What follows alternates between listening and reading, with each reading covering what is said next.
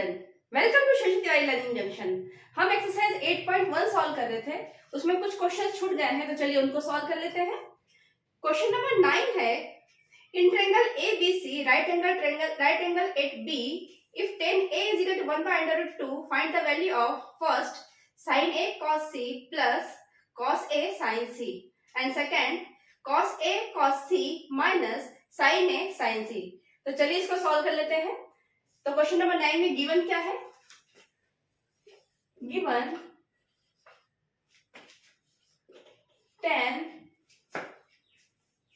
A equal to 1/√3, ठीक है। और बोला है कि जो राइट एंगल है वो B पर है, तो एक राइट एंगल ट्रायंगल ड्रॉ कर लेते हैं। देखिए एक राइट एंगल ट्रायंगल हमको मिल गया, इसको हम A B C बोल देते हैं, क्योंकि जो बोल रहा है राइट एंगल जो है वो B पर है, ठीक है, B पर है। अब देखिए tan A की वैल्यू गिवन है 1/√3, ठीक है। इसका मतलब है कि ये जो एंगल A है इसके लिए ये जो हो जाएगा आपका सामने वाली जो साइड रहेगी वो हो जाएगी आपकी परपेंडिकुलर और ये हो जाएगा आपका बेस, ठीक है। तो इसको आप मान लीजिए परपेंडिकुलर क्या हो जाएगा, K 1 के लिखने का जरूरत नहीं, केवल K लिख सकते हैं, और ये हो जाएगा √3K, ठीक है। फिर से देखिए हम इस एंगल को लेके चल रहे हैं, ठीक है। इस एंगल को अगर लेके चल रहे हैं हम, यहाँ पे मैं एंगल का साइन बना देती हूँ, इसको हम अगर लेके चल रहे हैं तो सामने वाली साइड जो हो जाएगी वो हो जाएगी परपेंडिकुलर। आपको पता है tan A equal perpendicular upon base होता है, तो ये हो जाएगा परपेंडिकुलर और ये जो हो जाएगा ये हो जाएगा बेस। तो परपेंडिकुलर है 1, तो ये हो जाएगा 1K, बेस √3 तो √3K, ठीक है। जो हमको फाइंड आउट करना है उसमें साइन और कॉस पता करना है, तो साइन और कॉस के लिए मेरे पास हाइपोटेनस होना जरूरी है, तो हाइपोटेनस निकाल लेते हैं। चलिए हाइपोटेनस निकाल देते हैं। यहाँ लिख लीजिएगा by Pythagoras theorem AC equal to means this side equal to AB square plus BC square, AB square plus BC square.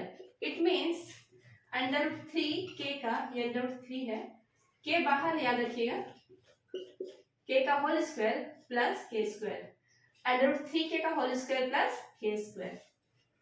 इसको सॉल्व करेंगे, √3 का हो जाएगा 3K square plus K square, this will be 4K square, means AC की जो value आएगी √4K square, ये हो जाएगा 2K। AC की वैल्यू आ गई हमारे पास, यहाँ लिख दीजिए 2K। बस अब तो बहुत आसान है, बस वैल्यू पुट कर दीजिए, ठीक है। फर्स्ट है sin A cos C, यहाँ लिख लीजिएगा we have to find the value of first sin A cos C plus cos A sin C, ठीक है। इसमें सबसे इंपॉर्टेंट रोल है वैल्यू प्ले करने का, बाकी चीजें तो बहुत इजी हैं, सबसे इंपॉर्टेंट जो रोल है वो है वैल्यू प्ले, हमको पुट करते सही से आना चाहिए। देखिए ध्यान से देखिए, साइन A, ठीक है, साइन A मतलब हम ये एंगल लेके चल रहे हैं, अगर ये एंगल लेके चल रहे हैं तो सामने वाली साइड रहेगी परपेंडिकुलर और हाइपोटेनस तो सेम रहेगा, तो ये हो जाएगा K अपॉन 2K, K हो जाएगा परपेंडिकुलर और 2K हो जाएगा हाइपोटेनियस।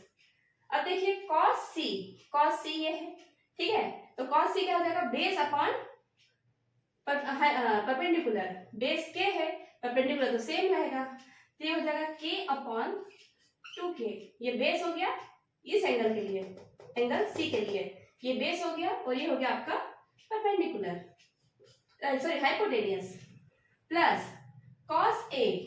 अब हमको ये एंगल लेके चलना है, अगर जब हम ये एंगल लेके चलते हैं तो ध्यान दीजिए ये बेस हो जाएगा और हाइपोटेनस तो सेम रहेगी, तो बेस हो जाएगा √3K, hypotenuse 2K into sin C मतलब ये एंगल लेके चलना है हमको, ठीक है। तो अगर ये एंगल लेके चल रहे हैं तो सामने वाली साइड है परपेंडिकुलर, हाइपोटेनस सेम रहेगा, √3K अपॉन 2K, ठीक है। वैल्यू पुट करते आपको आना चाहिए। एक बात और आपको यहाँ बताना चाहूंगी, अभी आप क्लास 10 में है तो हमको इतना लंबे प्रोसेस सॉल्व करना पड़ रहा है। अगर क्लास 11 में होते आप तो इसकी जरूरत नहीं थी, डायरेक्ट फार्मूला से ही आराम से सॉल्व कर सकते थे।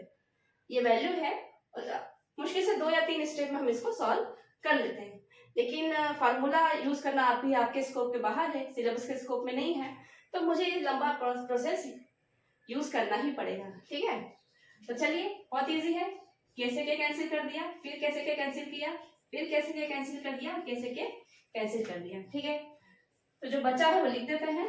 1/4 प्लस 1/2 इंटू 2 4, √3 इंटू √3 ये हो जाएगा 3, 2 इंटू 2 4। ठीक है, इक्वल टू 4 एलसीएम ले लिया, 1 plus 3 that will be equal to 4/4 means 4 1 जा 4, 4 1 जा 4, 1। यही आंसर है। ठीक है, तो हमने इसका फर्स्ट पार्ट सॉल्व कर लिया। चलिए सेकंड पार्ट सॉल्व कर लेते हैं। चलिए तो सेकंड पार्ट सॉल्व कर लेते हैं। सेकंड पार्ट है, यहां पे जरूर लिख लीजिएगा, we have to find out the value of cos A cos C minus sin A sin C। इसमें भी वही बात है, आपको वैल्यू पुट करके आना चाहिए, बाकी तो बहुत इजी है। cos A, ठीक है, ये एंगल लेके चलेंगे, अगर जब ये एंगल लेके चलेंगे तो ये बेस हो जाएगा और हाइपोटेन्यूज सेम हो जाएगा। तो ये देख लीजिए, √3k upon 2k into cos C, ये हम लेके चलेंगे, ये वाला एंगल, ये एंगल लेके चलेंगे तो ये बेस हो जाएगा, BC बेस हो जाएगा, हाइपोटेन्यूज सेम हो जाएगा, तो ये हो जाएगा k डिवाइडेड बाय 2k। ठीक है, नेक्स्ट sin A है यहाँ पर देखिए।